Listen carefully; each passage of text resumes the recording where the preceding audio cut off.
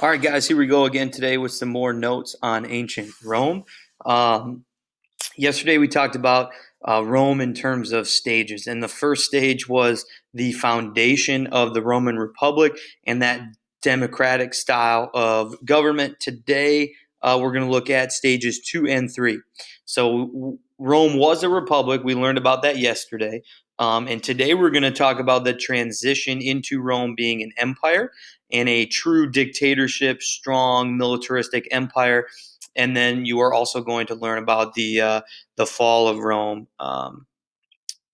later today.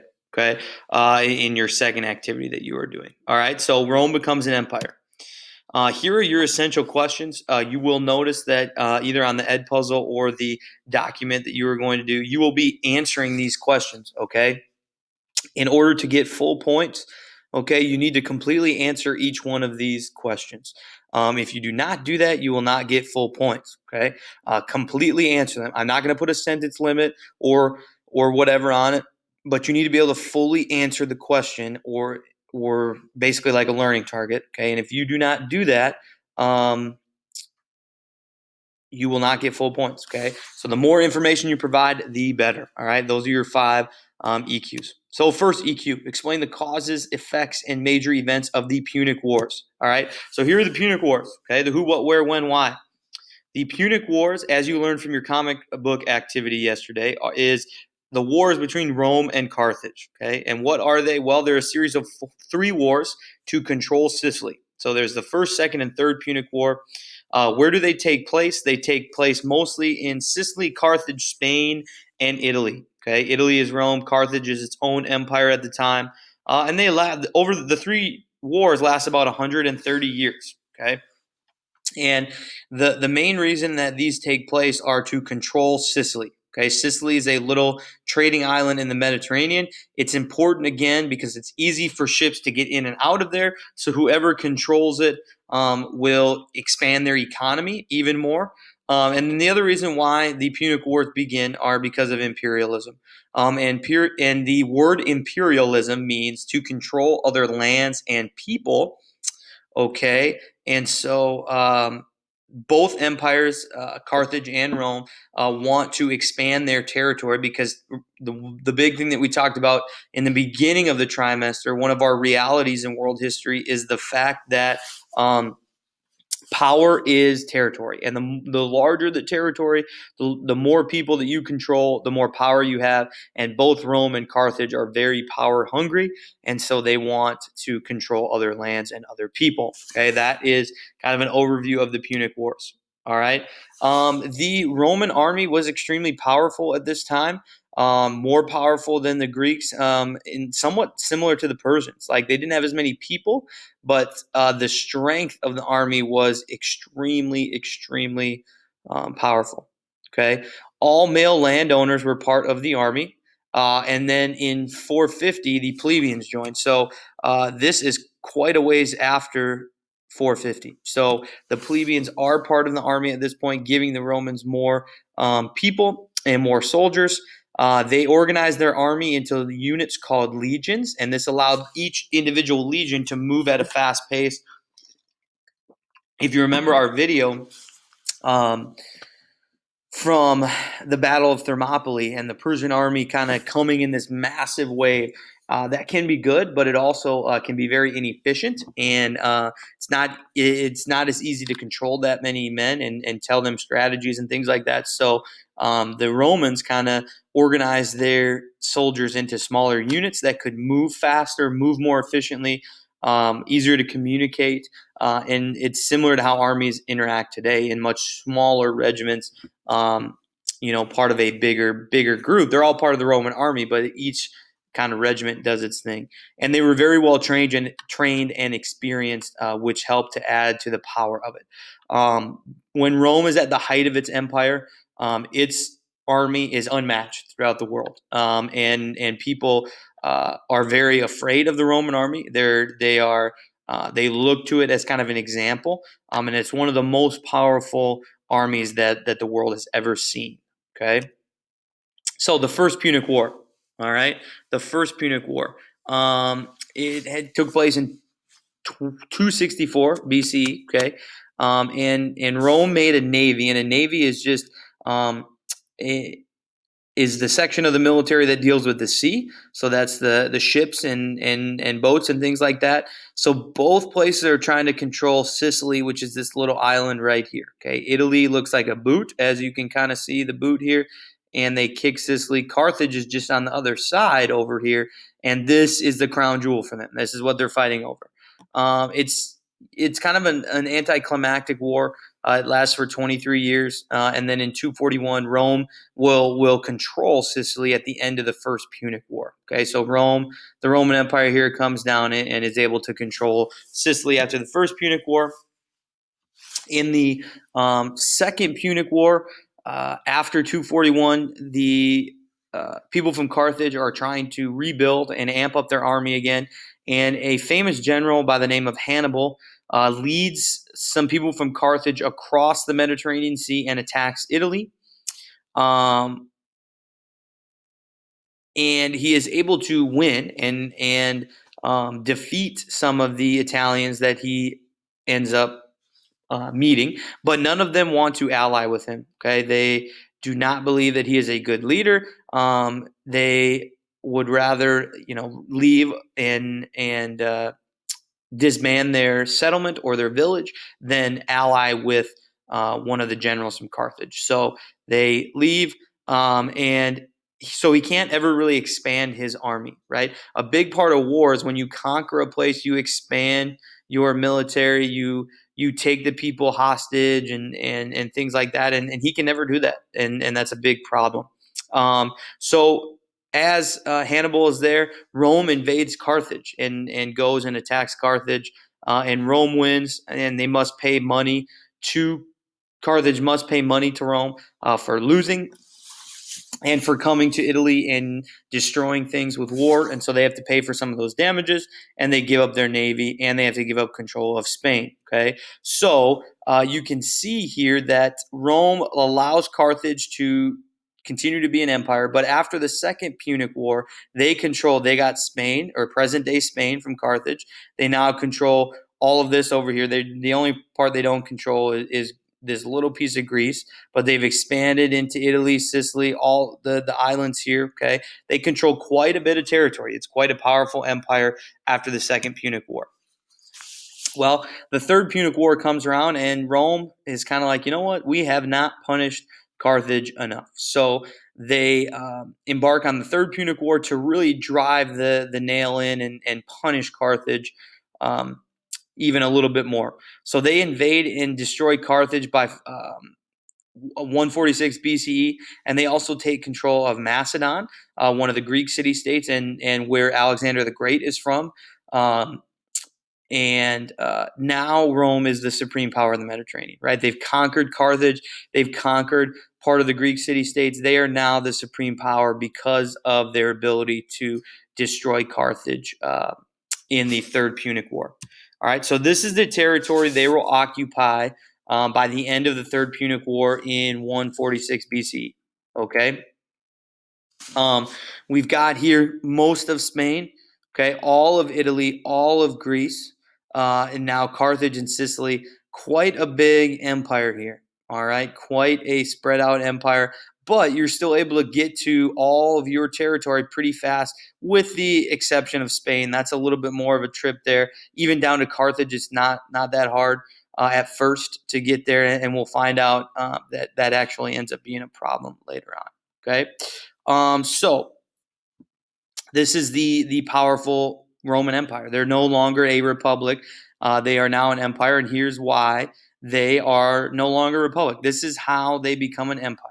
Okay, this is how they become an empire. So we know that they control lots of territory now, and the expansion from the Punic Wars leads to lots of problems. Okay, some of them being they are loosely governed new territories. So they take over these places, but they don't necessarily send Romans to live there and to run it. Okay, it would be like if we went and conquered Canada, but left the Canadians there and didn't send any American people there to help them run things. Okay, so they're loosely governed territories, and they wouldn't let them be a part of the Roman government. So again, Rome was great if you were rich and a Roman, but it's not great if you're anybody else, especially those conquered people. And so these people in these new territories, they now rebel. They're like, "What? This doesn't make any sense. This isn't fair that we don't get to be part of government, even though you conquered us." Um, and so Rome needs a really strong leader. Okay, they need a really strong leader that's going to tell people what to do. He's going to lead in the front. He's going to put down revolts when they come up, not allow people um, to speak their mind and things. So a strong leader in the sense of not going to put up with stuff, not a great leader in the sense of democracy and freedom. Okay. And that person that comes up is Julius Caesar. So the republic is over, in comes an empire. The territory is expanded. They're not governing well in those territories. They're not giving people a role or considering them part of government.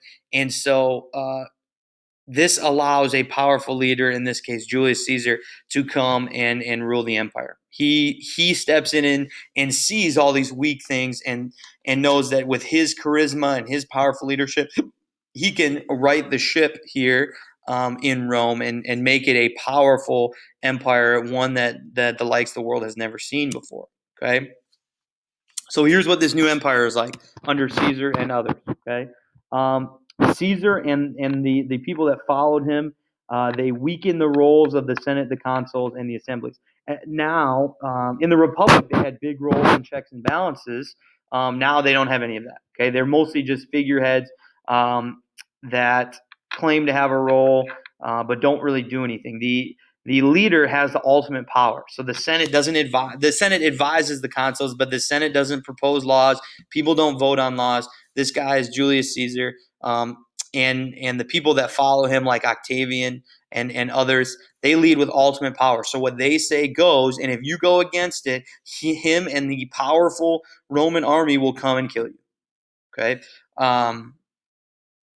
that is who he is, right? That's what this new empire is all about, okay? No more democracy, no more voting, just ultimate power, weaken roles of those people, and expanding territory. Power, territory is power, conquering and conquered peoples is power, and that's exactly what Caesar wants to do, and he does it to some extent. Him and Octavian and those, they expand the Roman territory, okay?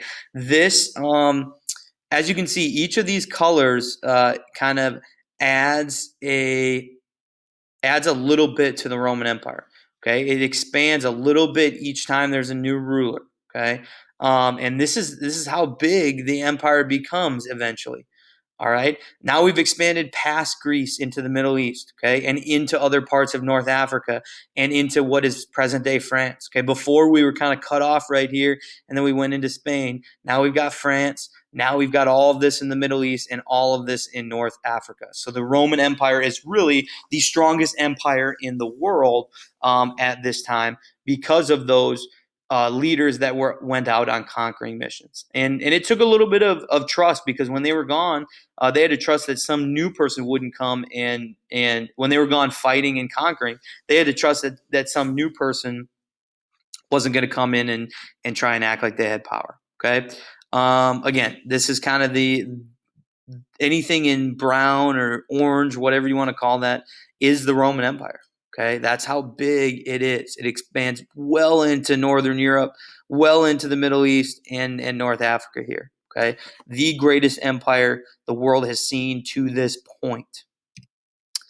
What does Christianity play in this? Okay, so around the time of the Roman Empire and when people like Caesar are in power and these true, not the democracy or the republic, but the true empire dictatorship, Christianity kind of comes to the forefront. Okay, and the good thing about the emperors and expanding their territory is when they did expand, they did not require that these new territories practice Christianity. They let them do what they wanted.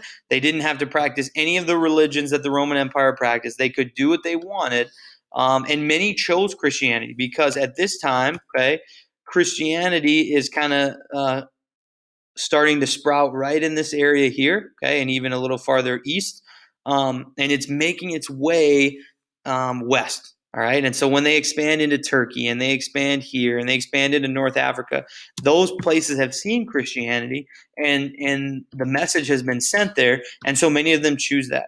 And the teachings of Jesus, who we learned about during our religion unit, and how he went around teaching religion, they spread rapidly. A lot of people are drawn to Christianity.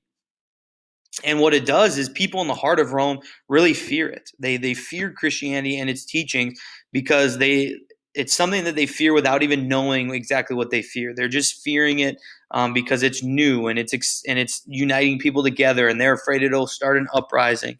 And so they put Jesus to death, and that's the story of how or why he died on the cross, is because um, the Romans feared him so much that they decided to put him to death. And it actually put they thought that it would crush the teachings, but actually, 3 days later, he rose from the dead and continued to spread his teachings. But the killing and the sacrifice that he made, and then his ultimate risen, enhanced the spreading. In fact, it made more people true believers in his message, and the message of God as Christians see it. And really, the practice of Christianity expands and really explodes throughout all of the Roman Empire. And that really spreads it. Okay, kind of as we just talked about, it spreads. This is why it spreads. Okay, life gets worse in the Roman Empire, and we're going to talk about that on the next slide. And as life gets worse, Christianity spreads faster. Okay, that should say Christianity spreads faster. And the reason why is it accepted all different types of people. Okay, Christianity accepted everyone, and it promised hope and freedom for all as long as you do the right things. So even as your life started to really stink and your taxes were risen and you didn't have any money and you were starving because you didn't have any money to pay for food, and the invasions began and you were getting killed by outsider groups, Christianity says as long as you follow the 10 Commandments and do the right things, you will have hope and freedom.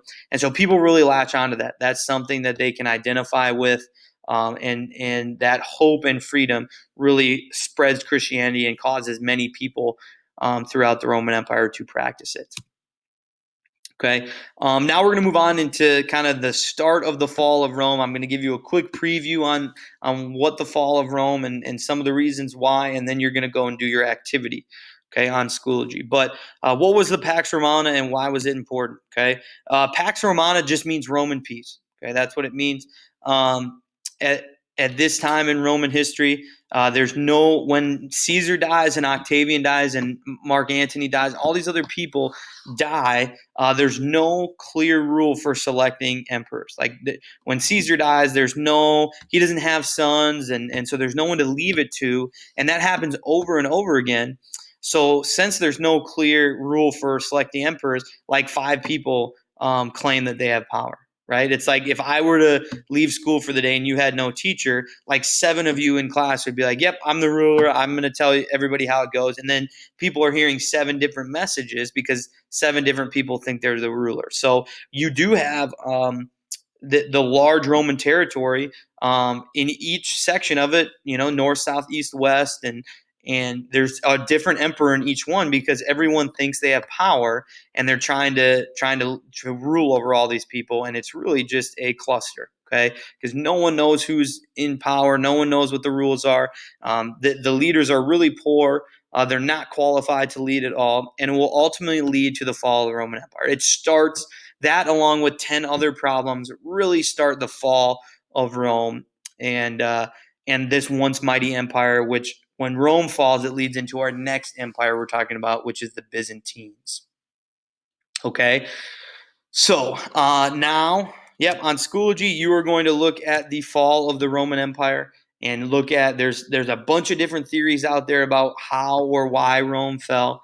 And you're going to look at and kind of decide for yourself why you think Rome fell. And again, it's kind of a major point in world history because we have this the most powerful empire the world has ever seen, and one of the largest empires that the world has ever seen. This is a complex society with complex government and a complex economy and complex religion and the first real territory to successfully govern a massive area, um, and it's coming to an end. Okay, and all good things come to an end, and it unfortunately doesn't last. But this fall of this once mighty empire is kind of crazy, and it's interesting to learn about. Okay, so look at that. Tell me why you think Rome fell after reading that thing on Schoology that I have for you, and make sure that you can distinguish this three stages, right? The Republic versus the Roman Empire versus when it actually falls. Okay, let me know if you have questions. Otherwise, have a fantastic rest of your day and weekend.